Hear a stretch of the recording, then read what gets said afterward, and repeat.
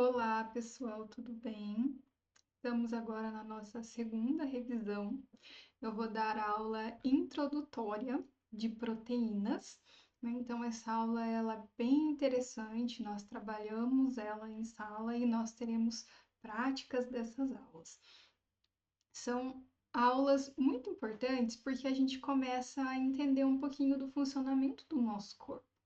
Então, a bioquímica, muitas das vezes, eu sei que vocês acham que ela é um pouquinho abstrata, a gente começa a entrar em fórmulas, às vezes cálculos, mas olha só, tudo isso está acontecendo nesse exato momento dentro do nosso corpo, né? Então, ao mesmo tempo em que ela passa esse ar de abstrato, ao mesmo tempo ela é extremamente palpável, porque é muito bonito tudo que acontece. E é muito curioso quando a gente começa a entender como que essas reações acontecem, né? Por que que a minha musculatura aumenta, né? Por que que eu ganho esse processo de massa muscular? Por que que eu preciso de proteínas? Por que que se fala tanto em proteínas? Por que que elas são tão importantes dentro do nosso corpo? Que reações elas fazem? Aonde que elas estão presentes? Então eu acho isso muito interessante, isso é muito bonito.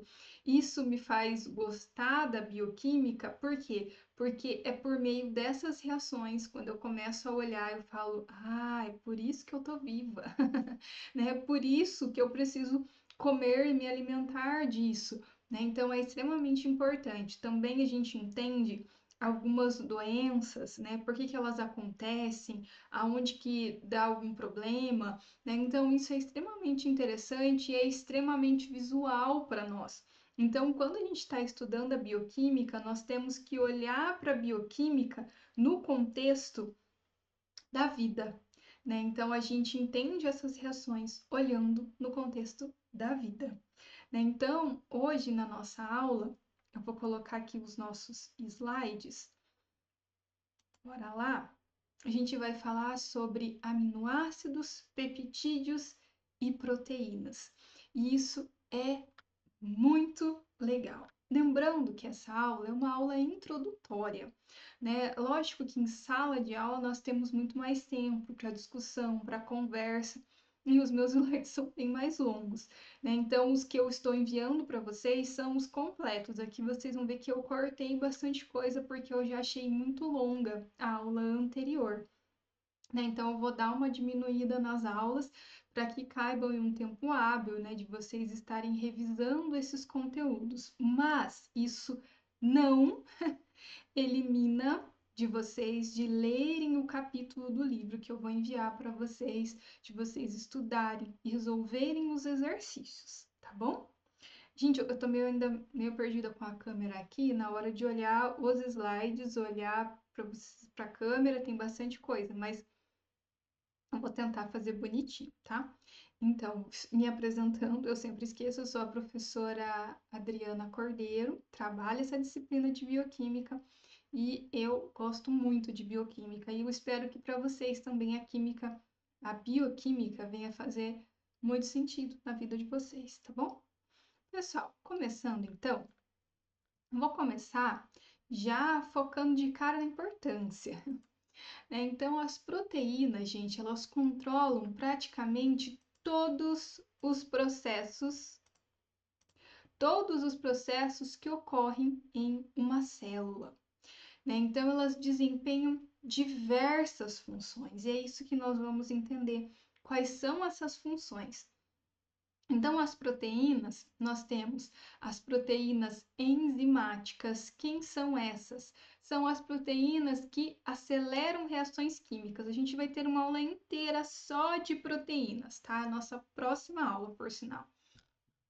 E aí nós vamos ter as enzimas que catalisam reações, e como exemplo aqui, nós temos, por exemplo, a enzima que está quebrando a sacarose, né, em glucose e frutose, né? Então, nós temos enzimas que fazem esse processo, fazem processo de hidrólises, né? Que são enzimas que separam moléculas. Então, as reações enzimáticas, elas as reações que precisam de enzimas, reações enzimáticas, elas são reações que precisam porque elas precisam ser rápidas. Sem essas reações serem rápidas, a vida não seria possível, né? Nós precisamos disso disponível para ontem. Nesse momento, dentro do corpo de você, está acontecendo milhares de reações. E essas reações, elas acontecem todas ao mesmo tempo.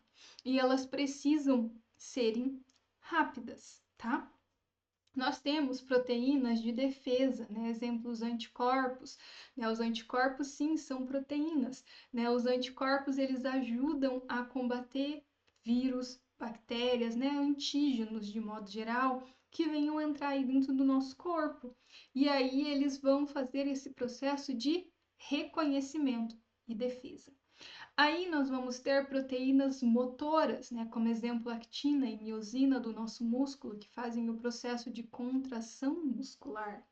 Nós temos proteínas estruturais, né? Nós temos aqui nos nossos cabelos, né? Nós temos a queratina, nós temos o colágeno, né? Então, proteínas estruturais extremamente importantes. Proteínas de armazenamento, né? Armazenam aminoácidos, né? Então, são proteínas onde a gente vai utilizar para repor as nossas quantidades de aminoácidos, para a partir disso produzir as nossas proteínas. Aqui, como exemplo, a albumina, mas nós temos a proteína do leite, né? São proteínas aí que estão disponíveis aos filhotes dos mamíferos. No caso da proteína do leite, a gente tem as proteínas de transporte, né? Então, são proteínas, por exemplo, proteínas carreadoras, né? Nós vamos ter a hemoglobina, que é uma proteína de transporte. Nós temos proteínas hormonais, né? Ficou um pouquinho cortado, mas, por exemplo, nós temos a insulina, né? A insulina é extremamente importante para internalizar a glicose na célula, por exemplo. Né? Nós temos proteínas que são proteínas receptoras. Opa, voltei sem querer. Passei, na verdade. Nós temos proteínas receptoras, né? Então, proteínas aí que vão ser respostas das células a estímulos químicos, muito importantes, né? Então, elas ficam aqui para receber informações e a partir delas, às vezes, nós temos uma cascata de sinalização. Então, proteínas são biomoléculas extremamente importantes que participam de diversas funções e elas são formadas por um conjunto de aminoácidos ligados entre si. O que são aminoácidos? Então, aqui a gente tem uma estrutura básica de um aminoácido. O próprio nome já diz o que ele é. Então, nós vamos ter um grupamento amina, um grupamento ácido, um carbono central, hidrogênio e um radical. Essa região aqui é a região onde a gente tem os grupos laterais, né? Os grupos R. Esse grupo aqui ele pode ser trocado. Eu sempre falo para os meus alunos, é como brincar de Barbie. A gente tem um corpo e às vezes a gente quer trocar a cabeça e deixar o mesmo corpo, né? Então essa região do corpo é a região que não vai ser trocada. O R vai ser aí a cabeça da nossa boneca, né? Então, se eu tenho a cabeça de uma, eu troco e coloco a cabeça do outro. Posso colocar a cabeça do Max Steel na minha Barbie, né? Então, esse processo é o processo onde eu tenho a substituição dos grupos R's e eu vou formar os meus outros aminoácidos. Então, aqui nós temos uma região comum, nós temos um grupamento lateral. Para os aminoácidos, exceto a glicina, que nós temos um hidrogênio, esse carbono central ele vai fazer 4 ligações diferentes. E a partir disso, nós vamos ter um carbono alfa, um carbono quiral, que é um carbono com 4 substituintes. E isso é importante, né? Então, nós vamos ter o grupamento amina, carboxila, hidrogênio, cadeia lateral e o nosso carbono quiral. Devido ao carbono quiral, nós vamos ter o que nós chamamos de estereoisômeros, né? Então, os estereoisômeros, que também são chamados de enantiômeros, nós vamos ter algumas convenções, né? Que são configurações que vão ser propostas aí a partir do açúcar do gliceraldeído. Então, nós vamos entender um pouquinho também sobre isso lá em carboidratos e eu vou explicar com calma para vocês. E aí, nós vamos ter duas configurações, que é a L e a D. Então, foi proposta por Fischer. Isso é bem interessante porque, olha só, vou tentar explicar para vocês. Quase todos os compostos biológicos com centro quiral, eles vão ocorrer naturalmente em apenas uma das formas. No caso dos aminoácidos, nós vamos ter quase que exclusivamente L estereoisômeros, L enantiômeros. Eles são isômeros opticamente ativos, né? Então eles são um à imagem do outro. Se vocês olharem, eles são iguais. Hidrogênio, NH3, a parte do ácido carboxílico, CH3, e aqui no meio o carbono alfa. E aí eu sempre explico com base na minha mão, né? Então, digamos que eu tenha que fazer uma luva de cimento, né? Então, eu vou pegar a minha mão direita e eu faço uma luva de cimento. Vou lá, aperto, faço bonitinho. Agora eu pego a minha mão esquerda e tento colocar dentro dessa luva. Vocês acham que eu vou conseguir? Se eu virar, quem sabe sim, mas eu tenho que fazer com a palma. Eu fiz a minha luva com a palma, né? Então, se eu tentar fazer esse processo, eu não vou conseguir encaixar. Por quê? Porque as minhas mãos são exatamente esse processo, né? Então, eu tenho D, eu tenho L. Então, as minhas mãos, elas são uma à imagem da outra, mas elas não são sobreponíveis. E isso faz diferença nos meios biológicos. Por quê? Se existir um D, por exemplo, numa reação, ele não vai ser reconhecido e ele não vai ser utilizado, né? Por quê? Porque as minhas células, elas são seletivas e elas entendem essas diferenças no espaço. Então, nós temos uma diferença de posição espacial, né? Então, onde encaixa um, o outro não encaixa. O encaixe não vai ser o mesmo, né? Então, aqui nós vamos ter os L-aminoácidos, tá? L-aminoácidos. Muito bem. Certo? As nossas células, elas vão sintetizar também os L-isômeros. Aí você vai me perguntar, nossa, mas por quê? Por conta dos sítios ativos das enzimas, né? Eles são assimétricos. E aí eles vão ter essas reações que são catalisadas por elas e elas vão identificar. A gente vai entender isso mais para frente. Aí, gente, nós vamos entender que as células elas produzem as proteínas com base em 20 aminoácidos e são só apenas 20. A gente tem lá o corpo da boneca que vai trocar por 20 cabecinhas diferentes, né? Então a gente vai entender quais são. A gente temos mais aminoácidos, só que apenas 20 são sintetizados pelos seres vivos, tá bom? Então, olha só, quais são as funções dos aminoácidos? Por que eles são tão importantes? A primeira delas a gente já entendeu, porque eles vão participar da construção de proteínas, né? Então, eles vão se unir por meio de ligações peptídicas, formando aí as proteínas estruturais, de transporte e assim por diante. Nós temos a produção de neurotransmissores, por exemplo, o triptofano é o precursor da serotonina, que vai regular aí o nosso humor, nosso sono. A gente tem no metabolismo energético, né? Eles podem ser utilizados como fonte de energia, a gente vai entender mais para frente, né? Em condições de jejum, exercícios intensos e assim por diante. A gente pode usar eles na síntese de hormônios e de enzimas, né? Então a gente vai ter alguns que são precursores de hormônios, por exemplo, a tirosina dos hormônios tiroidianos, né, o T3 e o T4.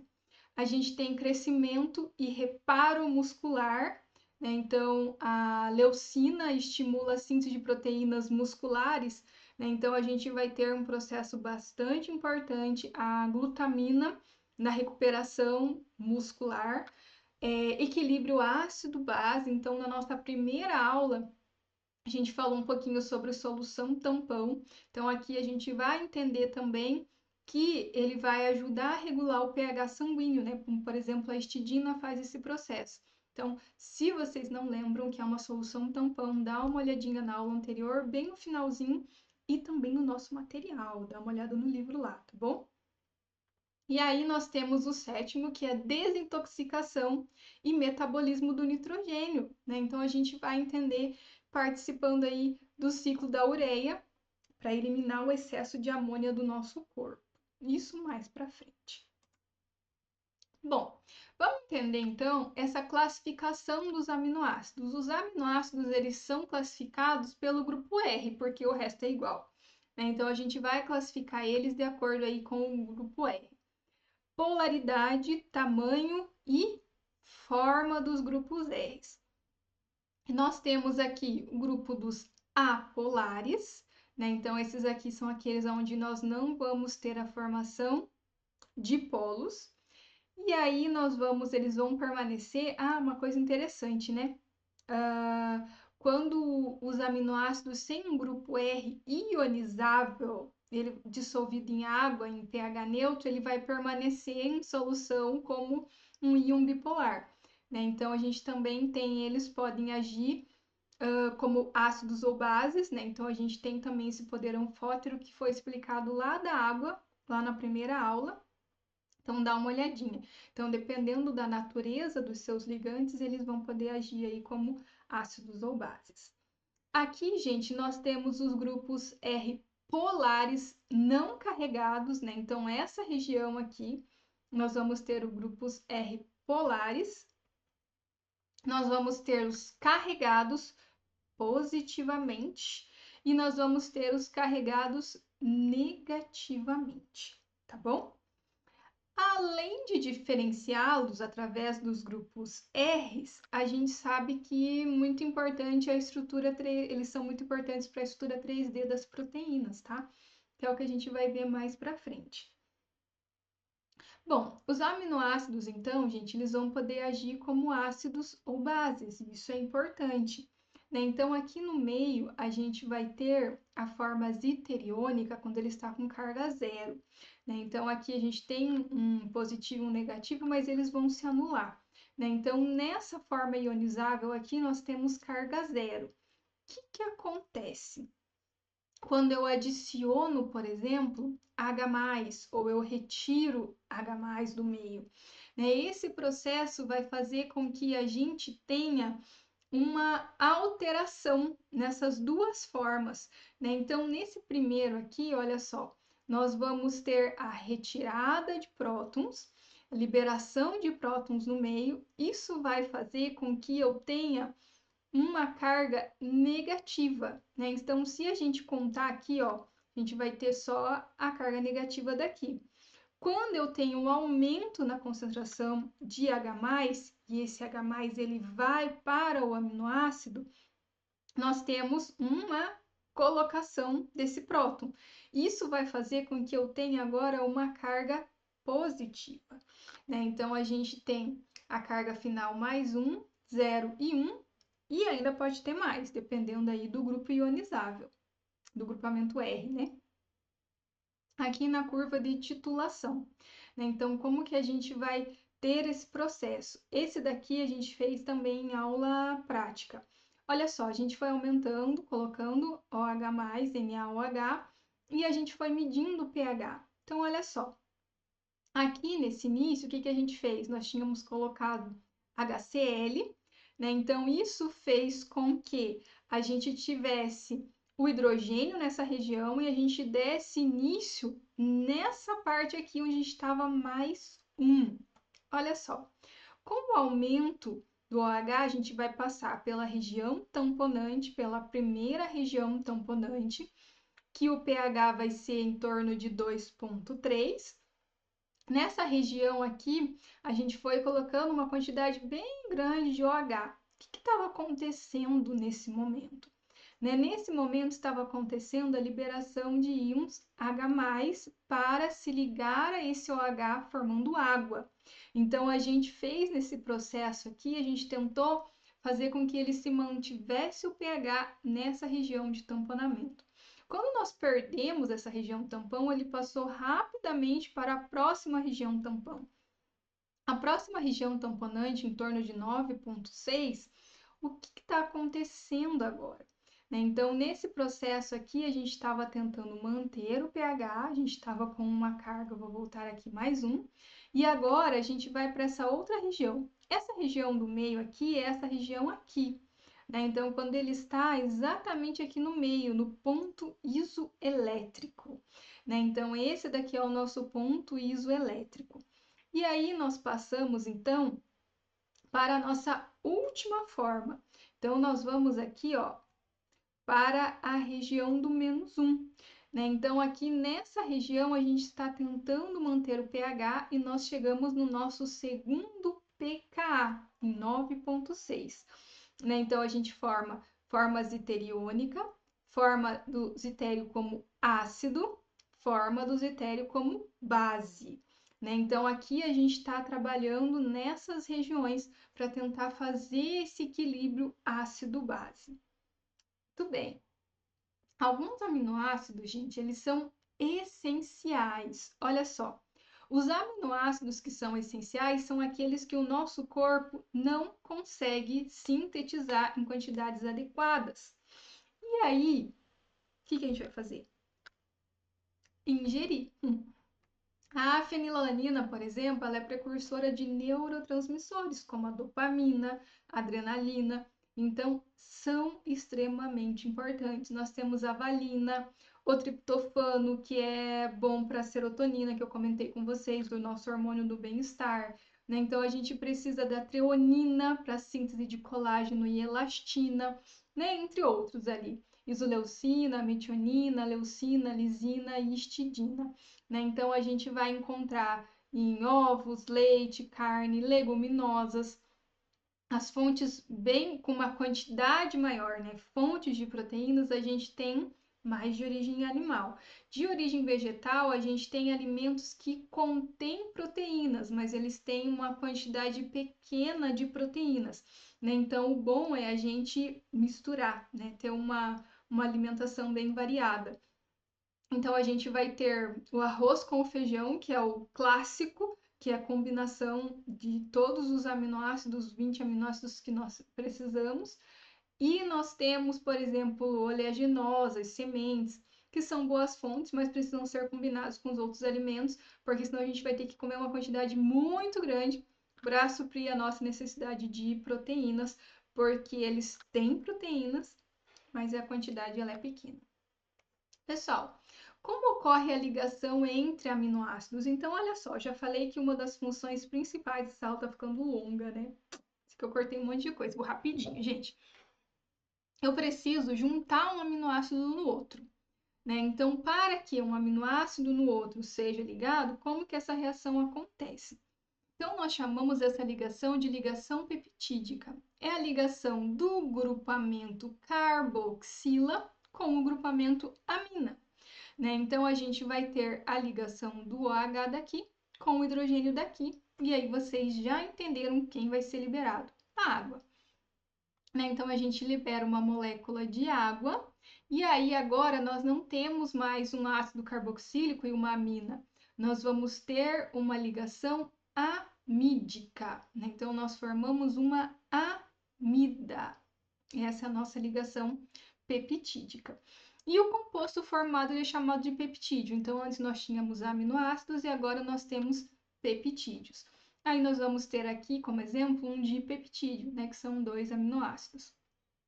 Se fosse 3, tripeptídeo e assim por diante. Aqui nós temos 5, né? Então, nós temos aqui um pentapeptídeo, né? E aí aqui vai ser uma extremidade amino-terminal e uma extremidade carboxy-terminal. Uma coisa que é bem importante que eu quero que vocês observem é os grupamentos R, né? Então, os grupamentos R que estão nas regiões cor-de-rosa aqui, eles vão ser importantes na hora da gente ter essa estrutura em 3D, né? Em 3 dimensões.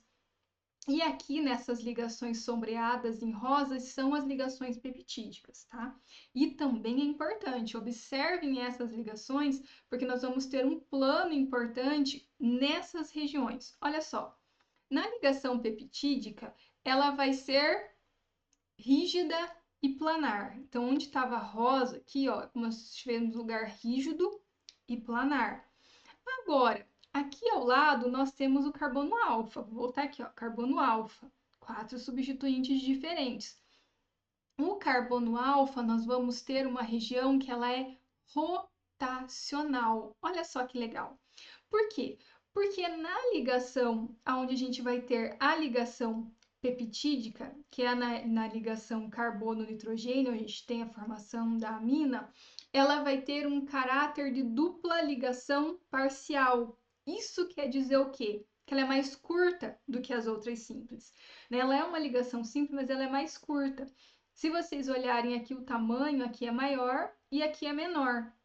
Então ela vai ter uma ligaçãozinha mais curta. Isso vai fazer com que ela tenha essa característica. Todavia, entretanto, a gente vai ter as regiões ao lado, onde nós vamos poder ter ligações que vão ter rotação, Então a gente vai ter a rotação no carbono alfa.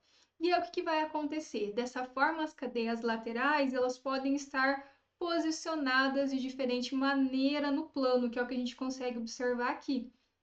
Então, aqui eu tenho um grupamento R aqui, mais para frente, outro está mais profundo, Eu tenho alguns mais no plano, então eu tenho essa parte da rotação. E isso é bem interessante no esqueleto da proteína, porque ele vai estabelecer algumas restrições à estrutura, tá? Então, 3 ligações que vão separar o carbono alfa ali consecutivo de uma cadeia peptídica, ele pode dar características diferentes, a estruturas diferentes, tá? E nós temos aí alguns ângulos que são bem importantes.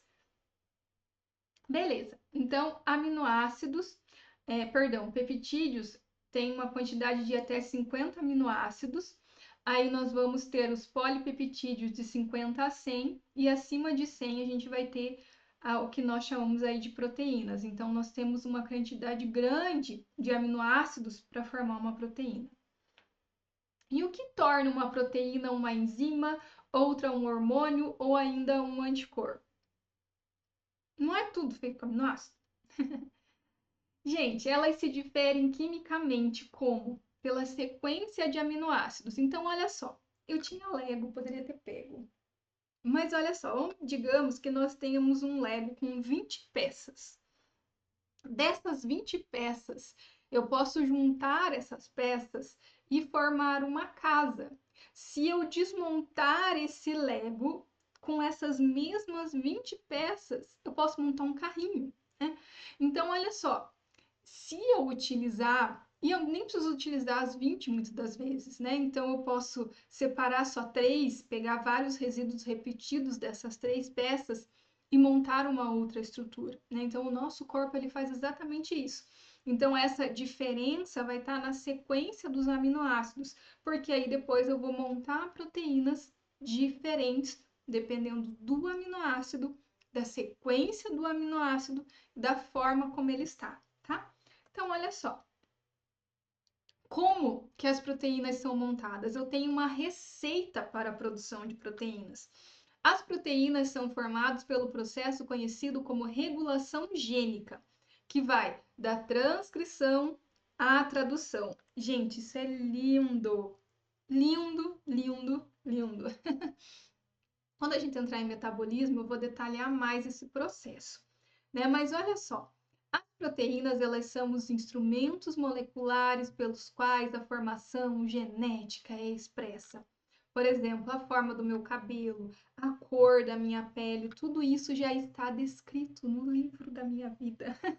Então, olha só, pensem assim comigo, que o nosso núcleo é uma biblioteca e dentro da biblioteca, a gente tem um livro muito importante. Vou pegar aqui um livro como exemplo, está fácil. E aí, esse livro ele é um livro de receitas. Dentro desse livro de receitas tem a receita para produzir as suas proteínas. Só que esse livro, ele não sai de dentro do núcleo, tá? Ele fica lá. E aí, como que eu vou tirar a informação? Eu vou fazer uma cópia, Então, eu vou lá, tiro um xerox e tiro só o xerox dentro do núcleo. Basicamente isso. Então, eu faço uma fotocópia. Essa cópia vai ser o meu RNA mensageiro. Nós vamos entender o passo a passo como isso acontece nas aulas lá de metabolismo. A gente vai entrar e também vocês veem isso em genética, né?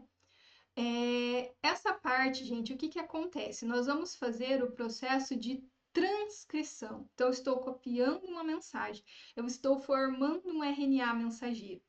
Esse RNA, por sua vez, ele vai passar por splicing, vai sair do núcleo e ele vai em direção ao ribossomo, que é a organela que vai produzir agora a minha proteína. O que o ribossomo faz? Uma tradução. Então, o ribossomo chega, lê aquela cópia lá, né? Então ele vai ler o código, né? Então a cada 3 pares de bases a gente vai ter um códon, vai codificar um códon, e aí cada códon codifica um aminoácido, né? Então ele começa a ler essa mensagem, pega os seus aminoácidos e começa a formar essa proteína. Então como que as proteínas elas são formadas? Né? Elas vão ser formadas pelo processo que nós chamamos de regulação gênica, legal? Uma vez formado, o que ele vai formar? A sequência primária desses aminoácidos, né? Então a gente vai ter aí a estrutura primária, que é só a sequência dos resíduos dos aminoácidos. Só que essa sequência é muito importante, porque é essa sequência que vai ditar as outras formas, que são as formas funcionais da proteína. Então ela vai olhar e vai falar: opa, isso aqui vai dobrar assim, e vai formar essa proteína, né? Por conta dessa ordem, né? Dessa sequência, tá? E aí nós temos as outras estruturas, que nós chamamos de estrutura secundária, terciária e quaternária. Então, a estrutura primária é o nível mais simples da estrutura da proteína. Ela é só a sequência de aminoácidos de uma cadeia polipeptídica. E ela vai estar ali como a primeira etapa, né? O primeiro processo, tá? Muito bem. Só que aqui tem um ponto bem importante. Olha só, acabei de falar do processo de expressão gênica, né? Então, aqui como exemplo, nós temos o cromossomo 11. O cromossomo 11, um exemplo, ele vai codificar um aminoácido bem importante por meio desse códon, né? Então, a gente tem CTC, que vai ser codificado pelo RNA mensageiro em GAG, né? Vocês já aprenderam lá. Citosina, guanina, timina, adenina, tá? Beleza. Formando aqui o códon para o glutamato. Olha só que legal. O glutamato, ele vai formar aí, vai estar presente, né, na formação da nossa hemoglobina redondinha, bonitinha, que é característica da nossa célula da hemácia. Agora, se eu tenho uma pequena alteração, uma mutação do T para o A, eu formo um outro códon, GUG. Isso vai codificar a valina. A valina vai fazer parte da hemoglobina, que é conhecida como hemoglobina falciforme, e isso vai gerar na pessoa a anemia falciforme, né? Então, ela compõe a hemoglobina, mas ela vai fazer com que ela tenha uma alteração na estrutura, né? O ácido glutâmico, o glutamato, ele é geralmente o 7º aminoácido da cadeia da hemoglobina beta, né? Então a gente tem aqui a hemoglobina, ela é uma proteína quaternária, né? Então nós vamos ter mais de uma cadeia polipeptídica, né? Então a gente vai ter um dos dois tipos, né? Dessa forma aí, vai ser da cadeia beta. Esse fragmento da cadeia beta, ele vai ser extremamente importante para essa estrutura que nós conhecemos da hemoglobina. E aí, gente, olha só, nós vamos ter células arredondadas na normal e na outra nós vamos ter células falciforme. Isso vai trazer para a pessoa sintomas de anemia, né? Então a pessoa ela vai sofrer com anemia falciforme. Né? Eu dei o exemplo para vocês que algumas regiões as pessoas têm mais por conta da malária, né? O que acontece? A malária lá é um protozoário que ataca as nossas hemácias. Já a pessoa que tem anemia falciforme, ela acaba tendo uma resistência por conta dela não encontrar. Mas a pessoa, né, o protozoário não atacar essa hemácia. Mas a pessoa, ela vai conviver, né, com a anemia para a vida toda. E algumas formas que são homozigotas, que são mais severas, essa pessoa pode ir a óbito, né? Então, assim, é um processo onde a gente vê que uma pequena alteração, eu falei sétimo aminoácido, gente, é o sexto, tá aqui, ó. A gente tem a substituição, né, desse sexto aminoácido. E ela faz aqui parte da cadeia beta, né? Então, olha só, uma pequena alteração pode levar a um problema na formação da nossa proteína. E é a diferença na cadeia, isso que eu queria que vocês observassem, né? Do grupamento R, do glutamato para a valina. Olha só como isso é importante na hora das conformações depois. Então, a estrutura secundária é as conformações, é a sequência de conformações que nós temos ali, que são os dobramentos, né? Então, a estrutura secundária refere-se à estrutura dobrada em si mesma devido à interação dos átomos da espinha dorsal. Então, olha só, aqui nós temos uma alfa-hélice e uma folha beta preguiada. O que nós temos de diferença aqui? Né? Então, eu quero que vocês observem as pontes de hidrogênio. Lembra das interações que eu falei lá na primeira aula da água que existiam em outras moléculas biológicas? Então, nós temos aqui interações, né, ligações de hidrogênio nessas reações. E aqui, ó, por exemplo, o que nós temos nessa região? Né? Então, isso daqui é como se a gente pegasse uma folha e dobrasse, fizesse um leque, né? Folha beta preguiada. Né? Então, as ligações de hidrogênio acontecendo aqui. E aí nós vamos ter também os grupamentos R, que são bem importantes para a conformação dessas duas estruturas. Então, aqui é um exemplo, né? As regiões são estabilizadas por meio de ligações de hidrogênio entre os átomos da cadeia de polipeptídeos. Né? Então, numa alfa-hélice, a carbonila de um aminoácido tem hidrogênio ligado, né? E que tem o hidrogênio fazendo aqui, ó, a carbonila, né, de um aminoácido, a gente vai ter a ligação de hidrogênio com o hidrogênio que está ligado ao nitrogênio do outro.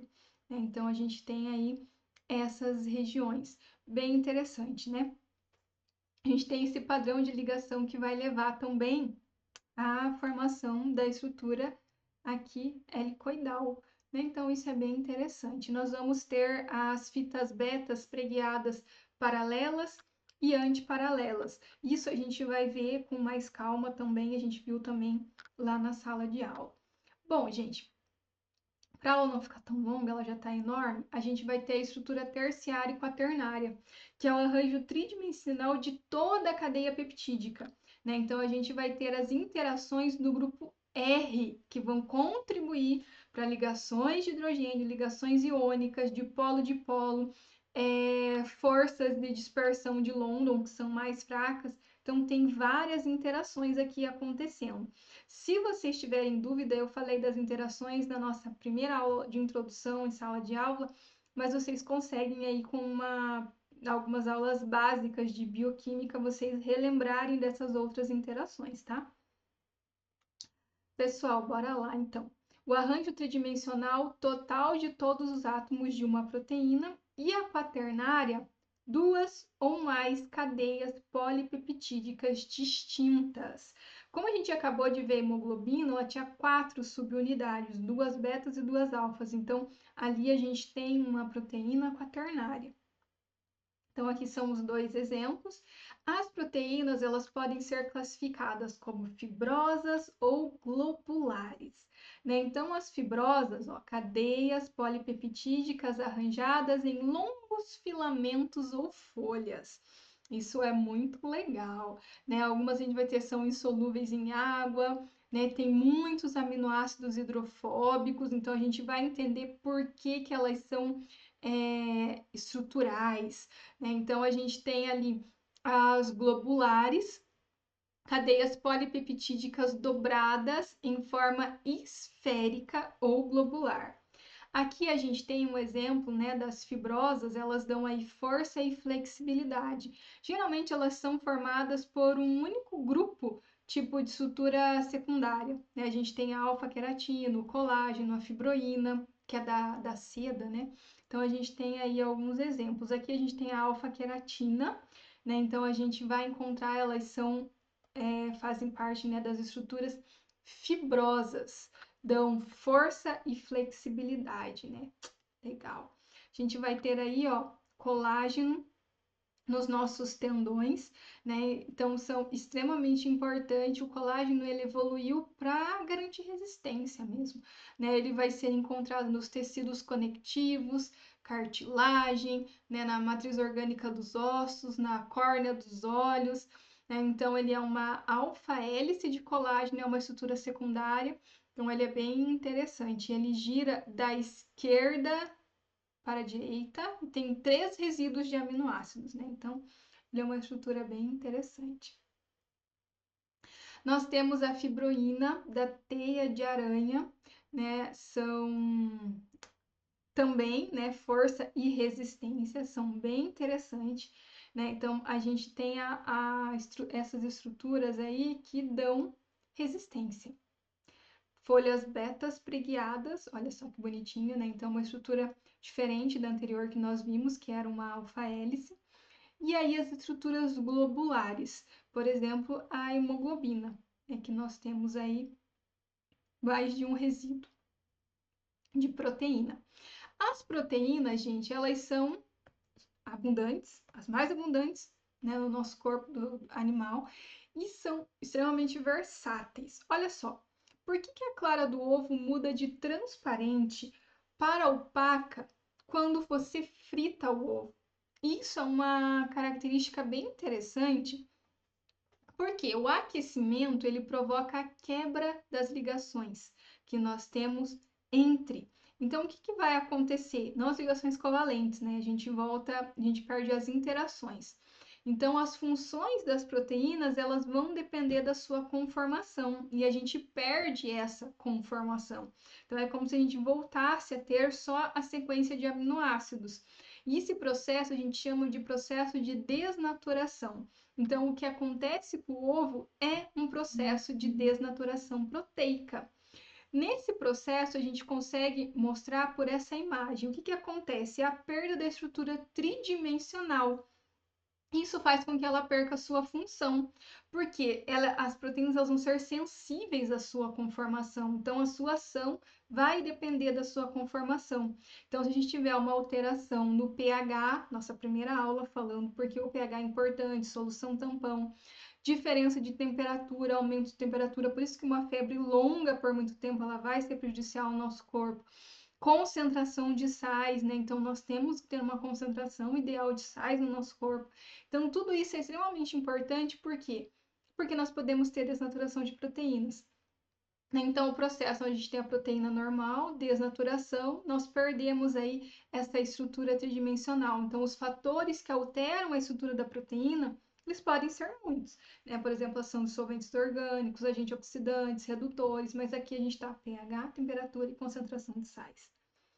Nós temos uma necessidade diária de proteínas para que nós consigamos manter essas reações, então nós precisamos ingerir proteínas, né? O mínimo recomendado pela Organização Mundial da Saúde é de 0,8 a 1 grama por quilo. Então, uma pessoa de 50 quilos precisa, em média, de 50 gramas de proteínas por dia. Gente, isso é uma recomendação. Cada caso é um caso. Quem vai dizer para você quanto você está precisando, se você for fazer uma academia, se você for fazer uma dieta, é um nutricionista, né, que vai pedir os exames para você, você vai fazer os exames necessários, tá? Aqui são uma recomendação e a gente entendeu que nós precisamos de proteínas, então nós temos aí uma média, né, para pessoas saudáveis. Atletas, idosos, olha, idosos precisam muito, gente. Quando as pessoas começam a ter uma certa idade, começa a ter perda, né, dessa absorção de proteínas. E aí a sarcopenia é uma doença que provoca perda de massa magra, massa muscular, que vai dificultar bastante para os idosos caminhar, subir escada, né? Então, se tiver um idoso em casa, dá uma atenção, fala para ele, poxa, papai, mamãe, né, tem que comer proteína, proteína é bom. Ensinar para eles as fontes e também falar para eles procurar um médico e um nutricionista, tá bom? Pessoal, olha só, importante para nós. Aonde são as fontes, né? Nós temos de origem animal e vegetal. Só que vejam bem, animal tem uma quantidade maior de proteínas, tá? A gente tem uma quantidade boa de proteínas e nós também temos na parte vegetal. Então, se você só come vegetais, não é problema nenhum, muito pelo contrário, continue e seja feliz. Só que cuidado para ver se você não está ingerindo uma quantidade pequena de proteínas e isso pode estar, às vezes, dificultando alguma reação dentro do seu corpo.